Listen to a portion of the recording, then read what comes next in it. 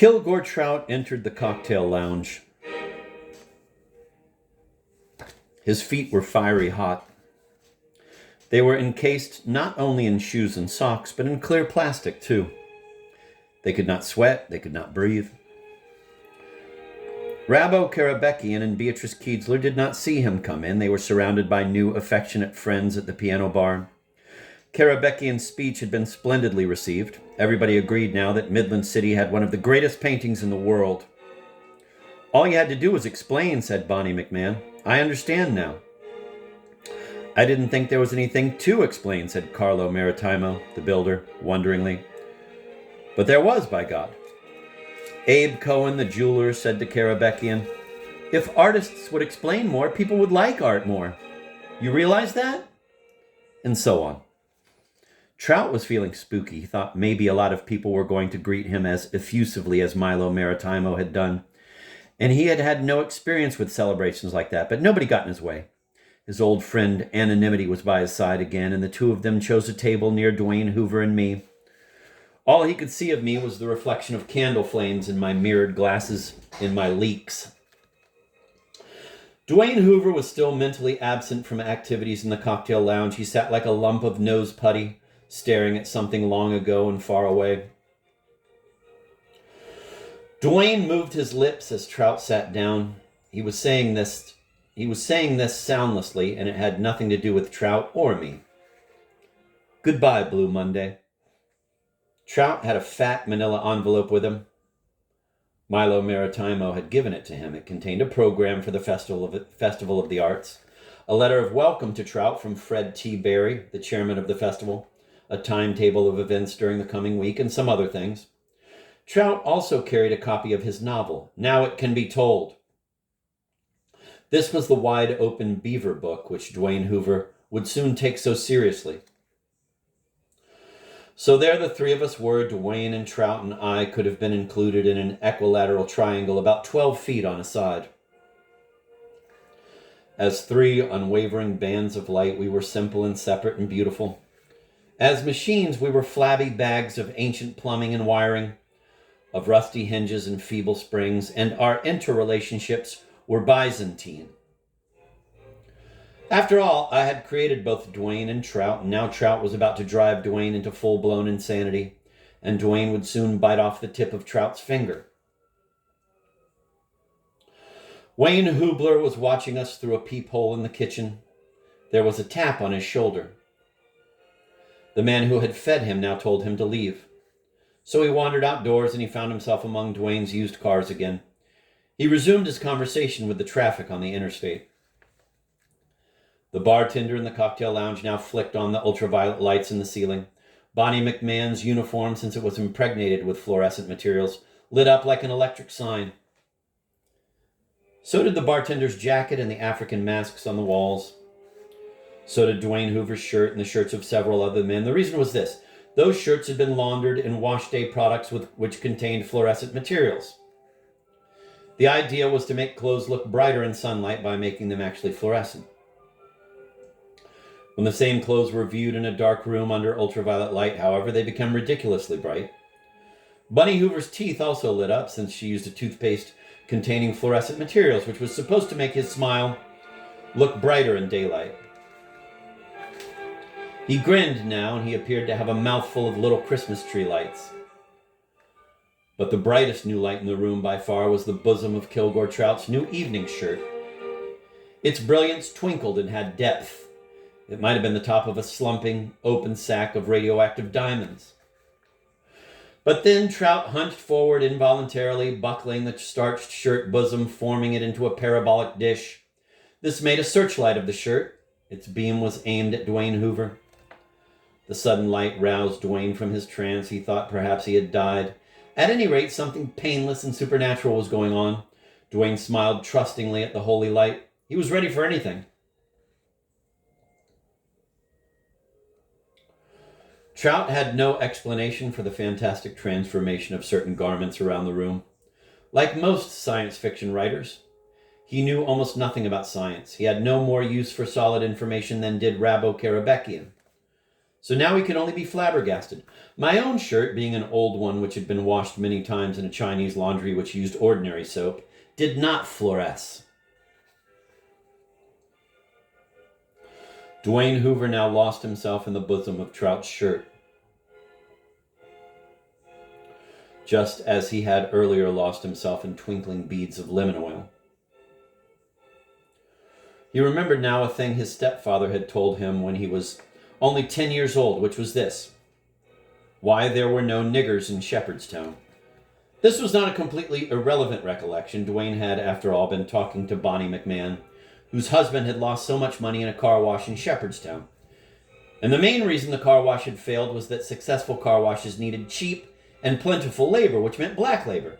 And there were no niggers in Shepherdstown. Years ago, Dwayne's stepfather told Dwayne when Dwayne was 10. Niggers was coming up north by the millions, to Chicago, to Midland City, to Indianapolis, to Detroit. The World War was going on. There was such a labor shortage that even niggers who couldn't read or write could get good factory jobs. Niggers had money like they never had before. Over at Shepherdstown, though, he went on, the white people got smart quick. They didn't want niggers in their town, so they put up signs on the main roads at the city limits and in the railroad yard. Dwayne's stepfather described the signs, which looked like this.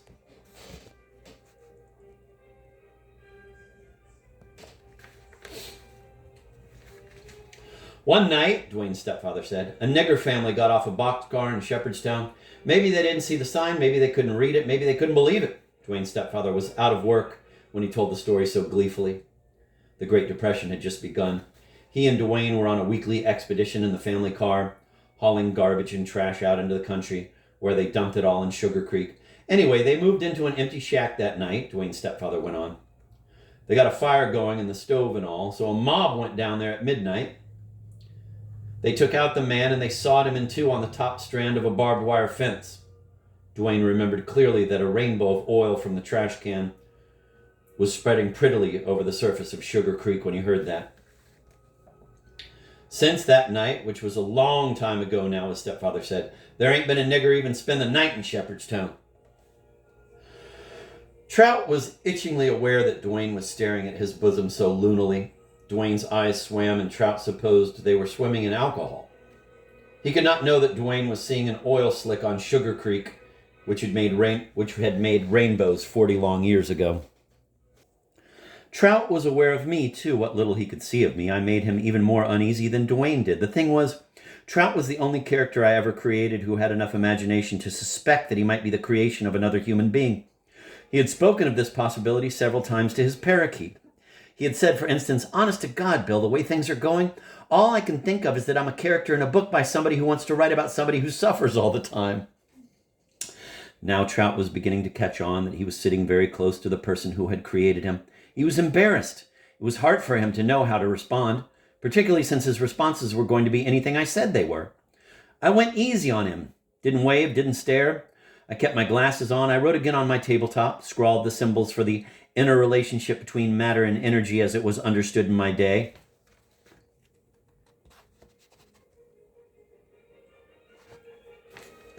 It was a flawed equation as far as I was concerned. There should have been an A in there somewhere for awareness, without which the E and the M and the C, which was a mathematical constant, could not exist.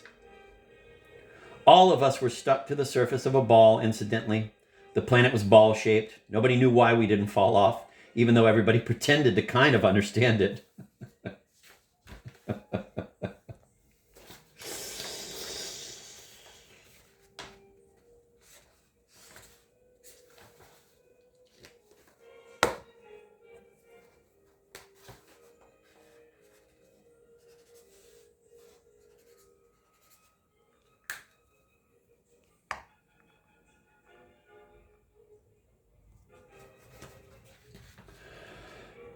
I'm going to reread that. It was so good.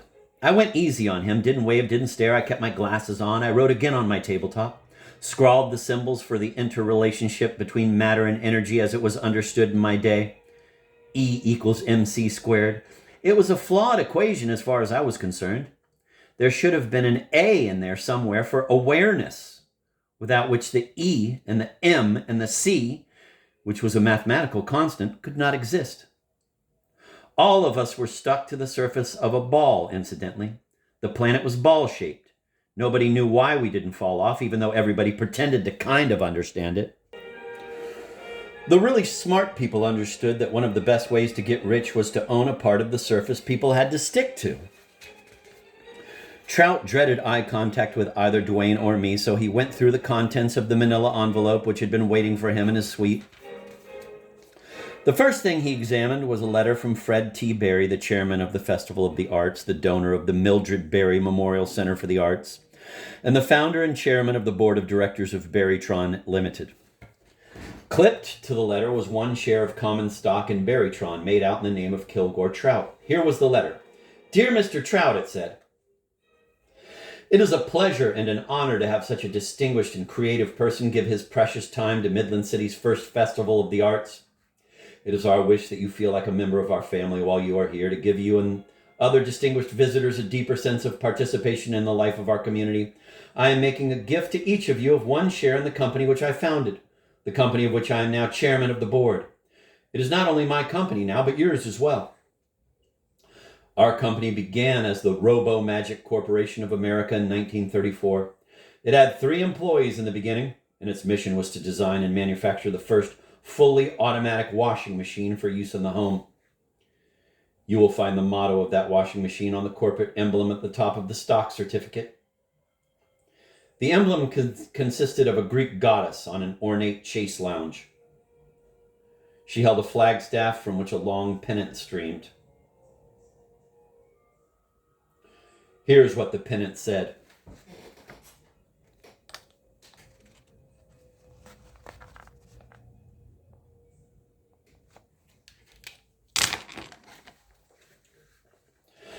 The motto of the old Robo Magic washing machine cleverly confused 2 separate ideas people had about Monday. One idea was that women traditionally did their laundry on Monday. Monday was simply wash day, and not an especially depressing day on that account. People who had horrible jobs during the week used to call Monday Blue Monday sometimes, though, because they hated to return to work after a day of rest. When Fred T. Berry made up the Robo Magic motto as a young man, he pretended that Monday was called Blue Monday because doing the laundry disgusted and exhausted women. The Robo Magic was going to cheer them up. It wasn't true, incidentally, that most women did their laundry on Monday at the time the Robo Magic was invented. They did it any time they felt like it. One of Dwayne Hoover's clearest recollections from the Great Depression, for instance, was when his stepmother decided to do the laundry on Christmas Eve. She was bitter about the low estate to which the family had fallen, and she suddenly clumped down into the basement, down among the black beetles and the millipedes, and did the laundry. "Time to do the nigger work," she said. Fred T. Berry began advertising the Robo Magic in 1933, long before there was a reliable machine to sell. And he was one of the few persons in Midland City who could afford billboard advertising during the Great Depression, so the Robo Magic sales message did not have to jostle and shriek for attention. It was practically the only symbol in town. One of Fred's ads was on a billboard outside the main gate of the defunct Kiedzler Automobile Company, which the Robo Magic Corporation had taken over. It showed a high society woman in a fur coat and pearls. She was leaving her mansion for a pleasant afternoon of idleness, and a balloon was coming out of her mouth. These were the words in the balloon. "Off to the bridge club while my Robo Magic does the wash. Goodbye, Blue Monday." Another ad, which was painted on a billboard by the railroad depot, showed 2 white delivery men who were bringing a Robo Magic into a house. A black maid was watching them. Her eyes were popping out in a comical way.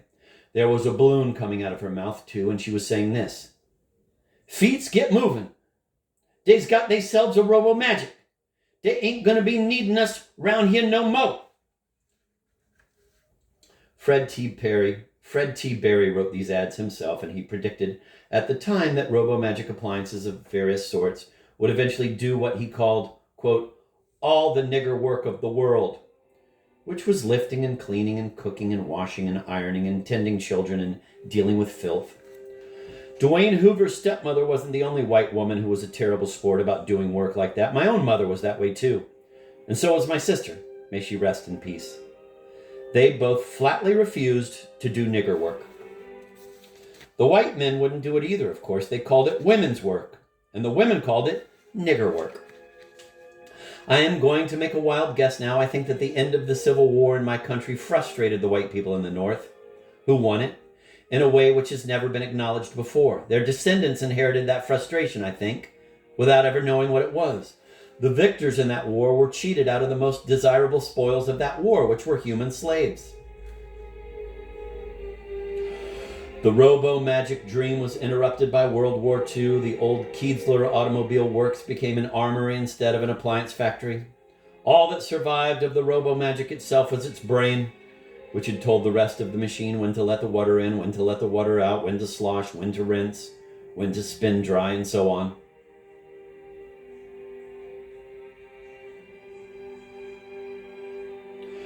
That brain became the nerve center of the so-called blink system. During the Second World War, it was installed on heavy bombers, and it did the actual dropping of bombs after a bombardier pressed his bright red bombs away button. The button activated the blink system, which then released the bombs in such a way as to achieve a desired pattern of explosions on the planet below. Blink was an abbreviation of Blast Interval Normalization Computer. And I sat there in the cocktail lounge of the new Holiday Inn watching Dwayne Hoover stare into the bosom of the shirt of Kilgore Trout. I was wearing a bracelet which looked like this.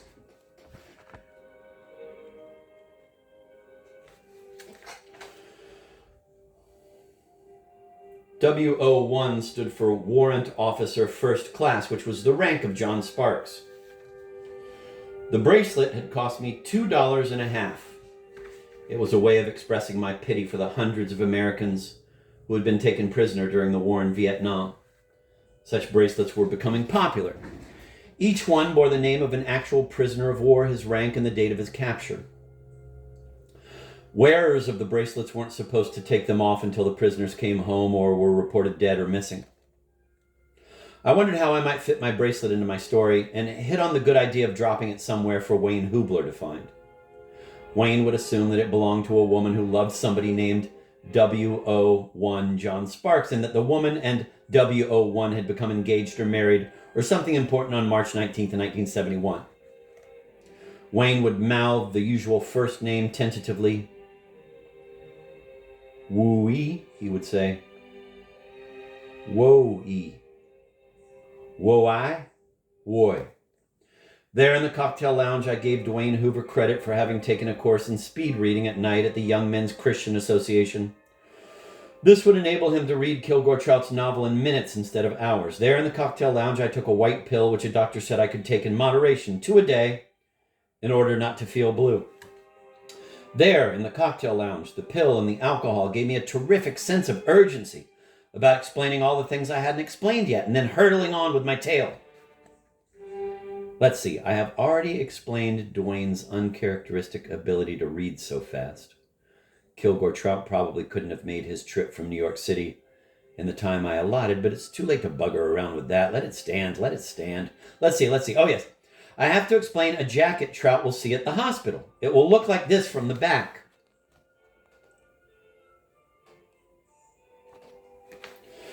Here is the explanation. There used to be only one nigger high school in Midland City, and it was an all-nigger high school still.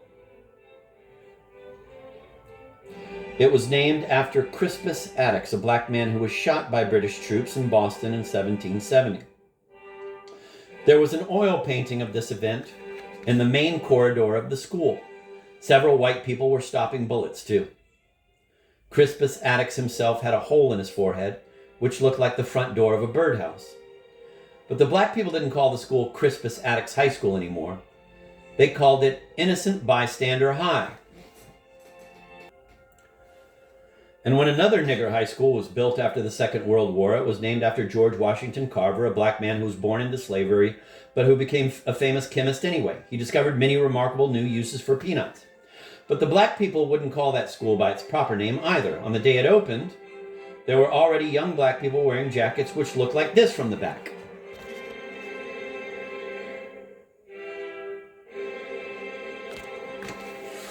I have to explain, too, see why so many black people in Midland City were able to imitate birds from various parts of what used to be the British Empire. The thing was, see, that Fred T. Barry and his mother and father were almost the only people in Midland City who could afford to hire niggers to do the nigger work during the Great Depression. They took over the old Keedsler mansion where Beatrice Keedsler, the novelist, had been born. They had as many as 20 servants working there all at one time. Fred's father got so much money during the prosperity of the 20s as a bootlegger and as a swindler in stocks and bonds. He kept all his money in cash, which turned out to be a bright thing to do, since so many banks failed during the Great Depression. Also, Fred's father was an agent for Chicago gangsters who wanted to buy legitimate businesses for their children and grandchildren. Through Fred's father, those gangsters bought almost every desirable property in Midland City for anything from 1/10 to 100th of what it was really worth. And before Fred's mother and father came to the United States after the First World War, they were music hall entertainers in England. Fred's father played the musical saw. His mother imitated birds from various parts of what was still the British Empire. She went on imitating them for her own amusement well into the Great Depression. The bulbul of Malaysia, she would say, for instance, and then she would imitate that bird. The moorpark owl of New Zealand, she would say, and then she would imitate that bird. And all the black people who worked for her thought her act was the funniest thing they had ever seen. Though they never laughed out loud when she did it, and in order to double up their friends and relatives with laughter, they too learned how to imitate the birds. The craze spread. Black people who had never been near the Keedsler mansion could imitate the lyre bird and the willy wagtail of Australia, the golden oriole of India, the nightingale and the chaffinch, and the wren and the chiff-chaff of England itself. They could even imitate the happy screech of the extinct companion of Kilgore Trout's island childhood, which was the Bermuda Ern.